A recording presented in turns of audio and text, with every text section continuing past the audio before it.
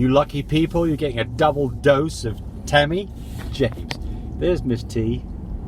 So we just did one and we just went and ate some sushi and we uploaded it. And while we were doing that, we got a few comments. So Wolfpack. Oh dear, Wolfpack. Question. I paid $700 for a stud feed that I thought was an AKC stud. Later the lady told me that she never said he was AKC. Regardless of that, I did a DNA test. The results came back with 3 additional breeds of my puppies, 12.5% of each. I'm at a loss as to what to do. Well, dear oh dear. What would you do, Tammy? Cry. Yeah, exactly. I mean, we have never done it at $700. I mean, you know. Well, we've got a stud dog's $1,000. He's AKC. Well, this was $700. Yes. First question you ask: are they AKC registered? Yes. Just like when you're looking at puppies, are they AKC registered? Here's the problem: you don't have a thing you can do. I'm guessing you don't have a contract, and you know it's always. Caviar emptor, buyer beware, right? So you've got to do your due diligence beforehand, and so unfortunately you got bit, and so it was an expensive lesson. And the expensive part about this lesson is not that that you got dipped on a $700 stud fee; it's that you got puppies that you're now going to have to sell basically as mutts. That's the, and I don't know what kind of dogs we're talking about here, but that's the crappy part about the whole thing. What can you do? Well, you can't go to the AKC. And by the way, if you ever have a problem with anybody, and you go to the AKC, they're just not going to say it. They're not going to help you the thing, are they? It's not what the AKC does. They're not going to step in on your behalf, even if something terrible has happened. The only time the AKC would ever step in is if somebody had declared that a dog was an AKC dog and it wasn't. Then maybe they might do something. But they're not going to do much. They're not taking the person to court. So unfortunately, Wolfpack, you are royally screwed on this one. Sorry, sad for you, but that's the truth. Hard lesson learned. So that's a lesson for everybody else. You know, this is something where Wolfpack teaches all a lesson. That is ask the right questions beforehand and not get in a situation like Wolfpack where you've got puppies that really are not what you expected at all. Okay. Oh, and then Wolfpack says this. Wolfpack says this. Tammy, you look truly angelic with the rays of sunshine sparkling around your silhouette. There she is. Well, it just hid my horns real good. Blurred them out. Yeah. Oh, so now I feel even worse for Wolfpack because he's a nice guy. Okay, Susan Dempter. Another great video, Tammy. You're always beautiful. Cheers. Oh, well. On the question about temperature, since she runs sweet. on the low side, wouldn't you take the temperature occasionally for a baseline prior to pressing? I mean, we already had a conversation about it. I don't know. I mean, I'd like to find out what's going on with this dog. Report back to us and let us all know, because, it's quite possible that we have to adjust things. What the hell? He's going to run you over. He's got a bigger bus. He's going to beat you. Yeah, he's just going to run me over, I guess.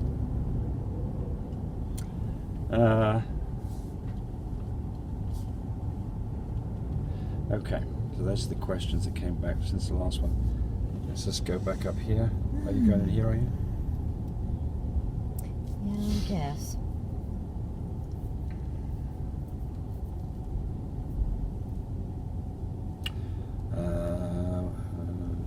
Does it look like there's one up there? I can't tell. I'm going through the things. There's one right here. Sorry, folks, I'm making you wait here while I roll through these questions. Blah blah blah. We'll get there. We'll get there in a moment. Sorry, Tammy. Say something to these folks while they're waiting for me to get my button gear. What am I gonna say, James? That you should better prepare yourself? Yes. It's so windy today. I hope nobody. Oh well, while I'm waiting, Sheila Moore says, "God bless you. I think you're awesome to help everybody. This is awesome." Well, thank you very much. And we that's our goal. Our goal is to help people. So it's what is it? The golden rule, right? Right. The golden rule is treat other people the way you want to be treated. And if you do that, I think that you wish everybody would try and help each other. Yeah, I think so. Each other in the I don't always direction. see that. It's funny on the dog breeding part of it. Some people, I get people every now and then. Oh, there's some people that think that they're going to corner the world, that they're known worldwide, and they're going to destroy other people. So, that's not the right way. No. Never has been, never will be. No. Their empire will fall and tumble. Yeah, what am someday. I doing? I don't know what you're doing. I'm doing a terrible job. What I'm doing. Yes. Sorry. Well, you got off the little Oh, that's right. Just go back there, isn't it? Getting old. Sorry, folks. God. No wonder people dump out our videos after 3 minutes. With this crap that we're serving up. Yeah. Yeah. Yeah. Okay, so here's a good one. Big Daddy's Bulldogs worldwide. Hey, James and family, off topic, but how long after Mum has pups do you feed Biljack? Oh, well, as long as she likes it, I would do it up to 3 weeks for sure. Because the puppies will get in there and lick it and try to eat it too. But I mean, you know, if she's not real crazy about it and a picky eater like what Kiki was, I had to try to figure out which food Kiki liked the best. She's just a picky mama. Right. The challenge is this. You want mama eating because she's got to feed all those puppies. The challenge is the challenge is to get calories in Mum, because what she's doing is she's turning Biljack or food into puppies. That's what she's doing. She's turning what she eats into puppies. And if you don't give her enough food, then she turns herself into puppies. Oh yeah, and then she looks horribly skinny. They blow. Oh, it didn't. You know, I worried about Kiki about how picky she was, and then her little old coat started blowing. And yes, so her coat's got thin. We saw her the other day because Chanel has a real thick coat. Got a nice coat, and her coat's, but we call it a blown coat. Yeah. So she's looking like she's got alopecia. She's kind of losing hair, not all the way to the skin, but she's just getting thin. Yeah. Look, this happens, but what can you do? Just vitamins, food, and food. Food. Yeah, because she's got to have. She's got to make milk, make babies. Calcium, yeah. So I think that like Tammy's saying, give her some extra calcium in the form of cottage cheese or even a calcium supplement.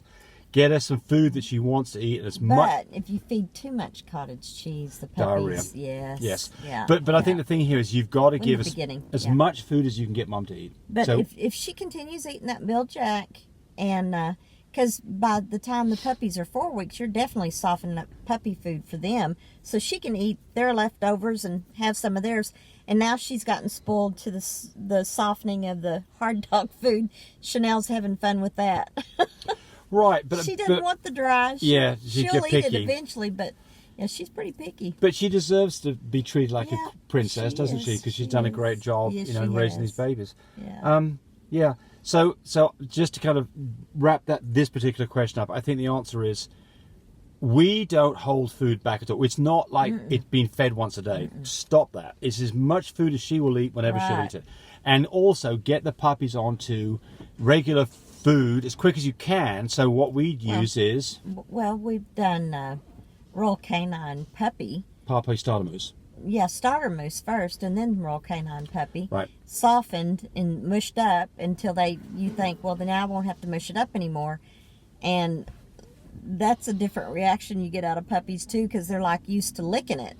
Well, this way it gets them to learn how to chew it. Right. Then you eventually, about a week and a half later, throw in a little bit of harder pieces, not as moist, and they realize that they've got to stop and chew it. And not little bitty pieces either. No, because you don't want them choking when they on get older, you want them to bite and chew on it. They are in competition with each other, big time. Yeah, they'll try to inhale it just to eat more than the other one. But as soon as you can get your puppies onto other food than Mum's milk, the better off you are, because it gives Mum time to recover. Yeah. And so what Tammy was talking about, the canine, there's not the only product out there, but what we've had success with is the Royal Canine Puppy Starter Mousse. Comes in a can. It's kind of expensive, but that is a great product to get them going. And what age can you get that? 3 weeks? Can you maybe get them going? Yeah, you can get them. But you add the goat's milk to it and make it like a thick gravy. Right. And that's where they learn the licking. And at that point, they really don't have teeth, do they? They've got kind of, then they're ready for water, too. So have a shallow bowl. So they can't get drowned. Yeah, where they can drink the water. Yep. Reach it and drink it, because that's good for them, too. And a shallow bowl, because every now and then you find a puppy's got in it. And they can get out. They can get out of it, as opposed to finding a puppy that's got cold and wet and is in trouble. Yeah, okay, enough of that one. Yeah. But we also sell Life Abundance, too, and Life Abundance Puppy is good, too, also. We have the Life Abundance Adult that has the whitefish in it, so you can get that on the mybreedersupply.com. Dobrilla Chiflininek. I've slaughtered your name here, I'm sorry. Hey, my dog is pregnant, she's 8 months. What? My dog is pregnant. She's 8 months old. Was that by accident? Oh, well, I hope so. Please advise. Will she be okay? She is a Pekingese. Oh, Look, my. I mean, here's the deal. Look, we don't recommend that anybody deliberately breeds any dog. Certainly, any dog that's very small or less than a year old. You just don't want to do that. But you're in a situation where she's got pregnant. So look, I mean, you just got to weather through it, right? Yeah, there's some females that won't have their first heat till they're a year old. And if they do that, and it's their first heat, and they're a year old... And a decent size. And a decent size. Probably fine. You could go ahead and breed. What do you think about 8 months? 8 months, no. I mean, even if they're 11 months, no. Exactly. Yeah, so, no. But if they come in at 9 months, then more than likely at 9 months again. But the year-old, you could go ahead and breed, and hopefully that'll trigger it to come in earlier the next time. I had somebody shaming me that Kiki was just too young, and I thought, well, she looks so small, she looks way young, but her maturity was really there, so... And plus, she was a year and 2 weeks when we bred her. Avagabri, 3 days ago, Avagabri asked, and I actually talked to this lady. She says, I took my girl in to do an x-ray 9 days before due date to know how many puppies she was carrying. She had no symptoms of labour. She had 4 puppies, so that was seen on the x-ray. And the vet stuck her finger up in a vulva. And then the next day she went into labour and she had puppies, and all the puppies died because one by one because they were born early. And she wants to know whether or not that was caused by the vaginal exam. Look, I don't know what the vet's doing. I mean, why would you do a vag check on a dog that's got 9 days to go? It makes no sense to me whatsoever at all. No. So I don't know whether that caused it, but I just think that's completely not what you should do. Look, you just don't do you do a vag check. What we're talking about here is you glove up, lube up, stick 2 fingers in the side. That's when you think your dog's going into labour. Yeah, and that's a check to make sure that a cervix is opened up the day you're going to do a C-section. But not unless they forced it. I Not, wonder if she was able to go in there when they did that. Not 9 days before. No. So I think that is, I don't know what you do. We had a conversation about this. Was it a vet tech or what? It was a vet. That's all we know is a vet. I mean, look, I just hate it. I'm sorry for you, but I mean, I think that the vet. Will you get anywhere with this? Are you going to sue anybody over this? No, it's probably not going to happen. I mean, it's not. We're not talking about the suability here. What we want to let you know is if somebody, a vet, you go in to have an examination of your dog 9 days beforehand, I don't even know why you're going in 9 days beforehand. No. I mean, unless you've got a problem with a dog, do not go to the vet 9 days beforehand. Look, if you think your dog's got a problem, go to the vet. But otherwise, there's no point going to the vet 9 days before. Good grief. Is there? That I can think of? Oh, that's terrible. No. Because this is the kind of thing that happens where, vets are trying to do the right thing, but they did the wrong thing. I mean, I don't know that was the cause of this problem, but certainly... That sure puts a question mark in your head. Yeah, I mean, if I went to a vet and a vet went to a vaginal check on my dog at 9 weeks, I'd say, what are you doing? And if they said I'm doing a vaginal check, I said, no, we're not doing that. Yeah, Thank you. Exactly. But, or I'd say, why... This is your dog. That's right. You're the boss. In control of what goes on with that dog. That's right. If they did it without your knowledge, you may have a Well, that's the problem with COVID these days, isn't it? You can't hardly go in anywhere because they're using this as partially as an excuse to keep the customers out of the office. But the point here is, remember this, you are in charge. A lot of us go to the doctor and we think that we're not allowed to say anything. You are absolutely allowed to ask questions, and you should expect reasonable responses. It doesn't mean that you should sit there and ask questions for half an hour that are silly. Educate yourself beforehand. If somebody's doing something you think is wrong, ask a question. Yeah. Ask the question. If you don't like the answer, then say, well, we're not doing that today. You can always come back. All right, it's enough of that one.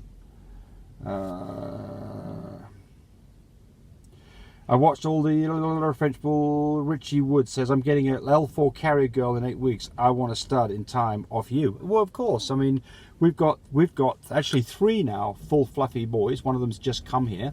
His name is... Johnny Cash. And guess what colour he is? Coming around the corner. He's just a man in black. Just around the bend. Coming around the corner. Yeah, he's here now. Yeah. Where did he come from? Gabe Flores. Out of Callie House Frenches. Yeah. He's a beautiful jet black AA boy. He's gorgeous. Got Odin's head, and he's just beautiful. Beautiful personality. Carries blue, carries cocoa. I don't think he carries cream. All right, last question here. He's pretty thing. He is. Last question. Joanne asks, says, at what point do you take deposits for pups, and how do you guarantee you're legit when taking deposits? So I'm not going to talk about this just in terms of us. I'm going to talk about it in terms of what you should be doing. So, okay. So the first thing is, anybody who knows what the heck they're talking about, if they say you can have a dog, you need to have given a deposit and have a contract in hand, right? That's the first thing. Without a deposit, the dog's not yours, right? So, you know, the deposit might be $100, it might be $5,000. It just depends on what the seller and you negotiate on a deposit. So that's the first thing. And the second thing is, how do you know that it's legitimate? Well, the answer to that one is, what do you do, Tammy? How do I know it's legitimate? How do you know you're buying a puppy from those people watching, and you're about to give them the deposit and you're about to get a contract, but before you do any of that, how do you know they're legitimate? Oh, you FaceTime. You FaceTime them, exactly right. You FaceTime them. If you give money first and then get a contract and then FaceTime, and they're going to scam you, you're late. You've been scammed. You've been scammed, and there's plenty of it out there. I promise you. You want to see that puppy in their home with them? Because if they make an excuse and say, "Oh, my phone doesn't FaceTime," well, guess what? They're scamming you. Facebook FaceTimes. Yes. Because you can friend them on Facebook, they can friend you, and you can FaceTime. You want to see the proof that they have those puppies. So how does a scam work? The scam works is the person doesn't even have the dog. They've taken a picture of one of our dogs, or even a video of one of our dogs. We've had several people call us and tell us. Or somebody else's dog. So this is how the scam works. They give you a price. It's a little bit too good to be true, and they act like they've got the dog, and they're probably in a different country and they do not have the dog. So how do you avoid that? If you FaceTime, you cannot. You can also Google their name too for scam. Yeah, you can do some of that too. But I think the important thing is that you want to see a live video of the dog, not just a video, because they could have stolen a live video of the dog where you can ask questions and FaceTime. At least you know they've got the dog. Yeah. Right? Yeah. Yeah. Okay. Yeah. So there we go. That's another 17. Well, that poor woman that texted me about her being scammed, she went to the house, saw the puppy, saw the parents, and then when it came to be paid in full and go pick up the puppy, the woman moved out.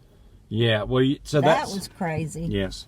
Yeah. So there's the other part about this is once you've found that the people have the dog and you believe it's there, and quite often, you're not in a situation where it's across the country and you can't physically go visit and knock on the door. And this woman was actually going to do that. You can still get scammed. How do you avoid it? You ask for references. Ask for references and just do a little bit of checking up. People can cheat on references too. Yeah, I know, but I mean, when you Google for their name. Yeah, or Better kennel, Business Bureau. Yeah, their name's going to be on that report. Yeah, but look, if they give you a reference of somebody's bought a dog from, go ask questions and just make sure it sounds right, because people can still cheat you on this, right?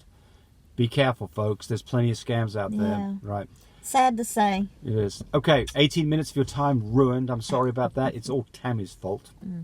We're fixing to go get some food so we can cook tomorrow. We're going to say goodbye. James going to cook. I might do that. All right, subscribe to us, everybody. See ya. Bye.